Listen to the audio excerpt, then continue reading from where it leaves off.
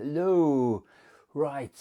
Have you been wondering about what present to get your significant other for their birthday? Well, I'm going to give you 10 ideas for presents that won't break the bank, and I'm going to give you a free 11th one as a bonus. And I must know what I'm talking about because I have this really expensive, lovely guitar here, which I'm not saying I can actually play, but it lends me an air of authority to have something this expensive here. Obviously I can play it. I was just joking.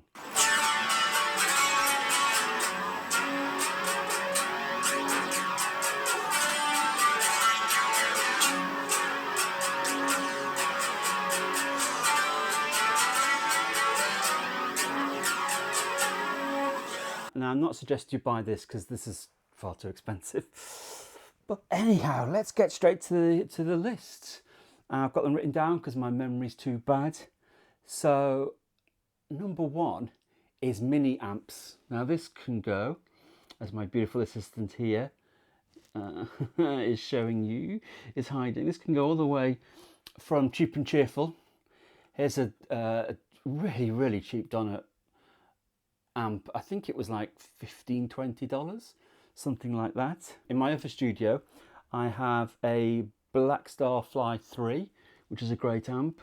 What I've also got here is this Positive Grid Spark Go amp, which is great because it can simulate lots of different cabs and effects pedals and heads, and you can make that sound like anything. That's quite an expensive version, but also, and be careful when you give this, here's a little guitar amp, goes in there, headphones in there. This has got 6 inbuilt effects and 3 inbuilt amp simulators. This is great. You plug headphones in so you can hear it, except if you give this gift, you're basically saying, I don't want to hear you play, your playing is awful, which might be the wrong message, although you'll still hear this. Even though they can hear the amplified sound, you'll still hear something akin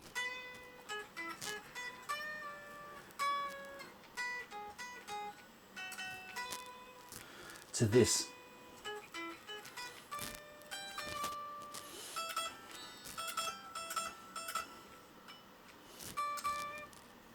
Which isn't so bad if they can play, but if like me they can't, that's going to get old really quickly. Okay, so what I'm going to do here is down below in the description, I'm going to put a link to where you can support the channel by buying some of these things. They'll all be together on a single page from a single Europe-wide and USA-wide retailer. Not everything will be there, but you can go and have a look at some of these things if you want to choose any of them.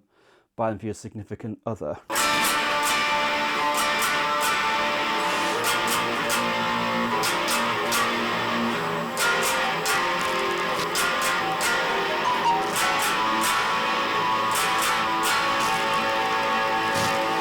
So the next one on there is digital interfaces. If your guitarist significant other likes to record and make music, I would suggest Focusrite Scarlett's good. There's a solo, but I'd say a 212 or a 414 if you can afford it. This is the most expensive thing on the list.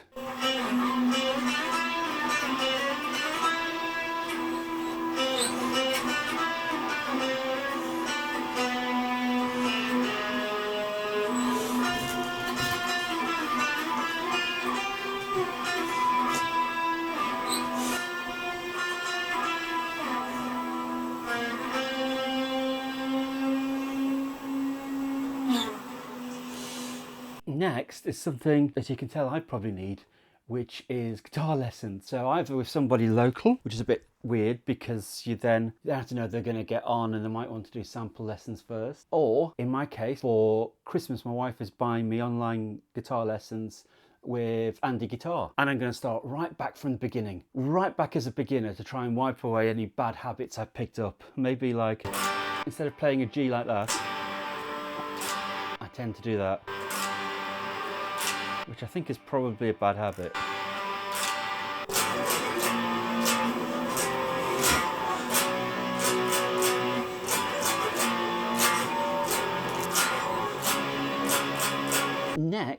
Next is tuners. because everyone needs to tune their guitar. These go all the way from cheap and cheerful, and I've got examples here. These are clip-on tuners, if I can turn them on, which to me are virtually disposable. I've got loads of these hanging around.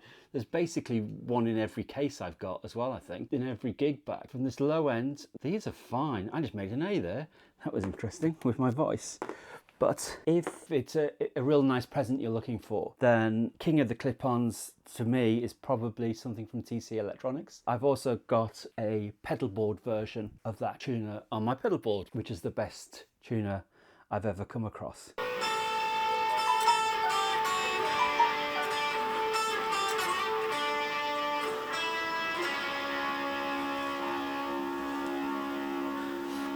Next up is something I'm not sporting here, which is a wireless guitar system. This one is still in its box because I'm going to do an unboxing video about it, but one end goes in your guitar, the other end goes in your amp. You can walk around. If you want to know how good they are and how good this particular one is, then why not subscribe and watch out for the video where I show you all about that particular wireless system. Most guitarists love wireless systems, although, you know, we play sat here right in front of our pedal boards, and even gigging. Stages are so small, we're not playing Wembley Stadium.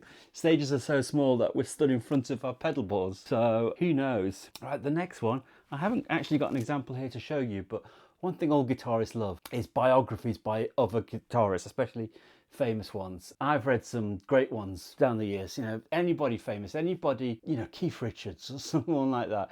Anyone who made a mark in guitars, and they're going to be thankful or interested in it. So the next one is straps, but these can be tricky because as guitarists we have our own preferences, and we often want them, if you can see this, with the name of the guitar on. So I've got a Gibson strap there from my Gibson Les Paul.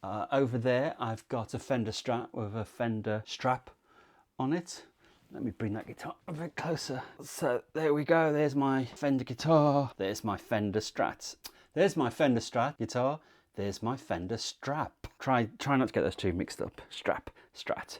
So straps can be good. The thing is, the heavier the guitar, the wider, more padded they need to be. So something heavy like a Les Paul, which can be really heavy, you want something leather, something wide, something padded for that. But lighter guitars, you can probably get away with something else. Just don't buy them anything too cheap, and don't be surprised if they don't use it, because they may already have a favourite strap. We're weird like that.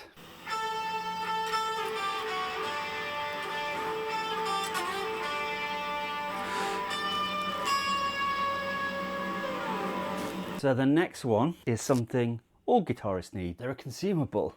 It's the things we mesh our fingers into. You know, our soft little human fingers. We rub them against all this metal here. I mean, God, people say playing other instruments are difficult. I don't see keyboard players having to mesh their fingers into metal just to do something like this.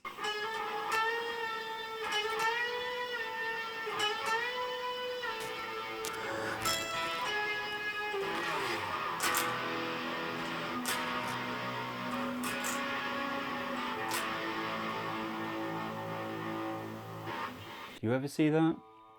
So strings, here it's like shoe size.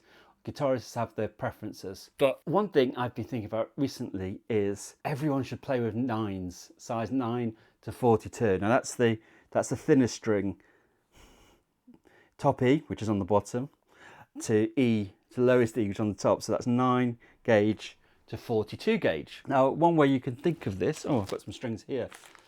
Any good quality strings would do. Look out and see what they normally buy. Look out and see perhaps something that they don't normally get. These just happen to be all I have in stock at the moment. So 9s, which are probably good for guitars like this Stratocaster or a Telecaster, something like that. So that's 9 to 42. And then here I've got 10 to 46 gauge. Probably want to put on something like this Les Paul, but having said that, I would just say make them try 9s. Just buy some 9s and say, look, just try them out. Record in your current strings, try these strings. Trust me, I know what I'm doing. I'm a non-guitarist, and they'll love you for it.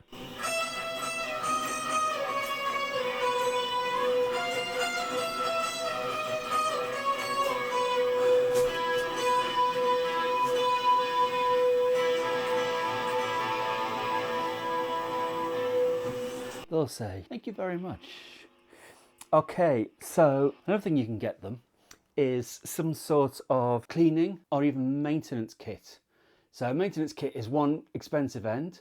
Depends if they set up their own guitars. Depends if they like to make their own repairs.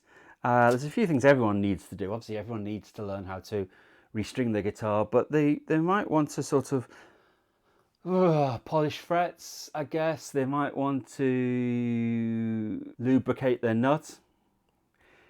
Yeah, I know how that sounds. I heard it there for the first time. They might want to set up, their bridge and their pickups. They might want to set up action. They might want to set up their action, which is the string height, usually marked as the distance from the 12th fret to the string. I like a low action, but also I would say that also includes things like fretboard conditioner and string conditioner, for want of a better word. Yeah, these are all things that probably should be in a gig bag, in a toolbox, in a tool bag. And if your guitarist in your life hasn't tried them, then they might well be interested. Okay, so the last of the 10 is picks. Now picks cost nothing, and you can usually pick up some sort of pick gift set or something for next to nothing. These really are sort of Christmas stocking filler ideas, but you can get ones that are lots of different types of picks, lots of different thicknesses and types. Okay, I like 81 to 83, and a lot of guitarists stick with what they know, but they might be having to try something new. If they've got a box of it, how do they know what's perfect for them? They might just have picked a pick. They might have just picked up a pick at some point and thought, yeah, that works. I'll stay with that. That's the one for me. So give them the gift of choice. See what they make of it. Right, and now we come to my special 11th choice. Thank you for staying this long. If you stayed this long, you're amazing. My 11th idea is, why not get them some guitar-based t-shirts for the him or her or they guitarist in your life. There's some great ones on my website. Maybe there's some designs floating about as we speak. Maybe I've even put the address somewhere to go to. It certainly will be in the video description. You can go there. There might be something there for the guitarist in your life. Might be something there they'll be so pleased that you gave them. Who knows? Well, thanks for staying to the end of this video. I hope you had some good ideas there. Go check out the description to see where you can buy these things from. You can help the channel. I'll get a small kickback. It'll be no more expensive to you, but I'll get a small kickback. Until then, say hi to the guitarist in your life from me, and I hope you have a great life together. Bye now.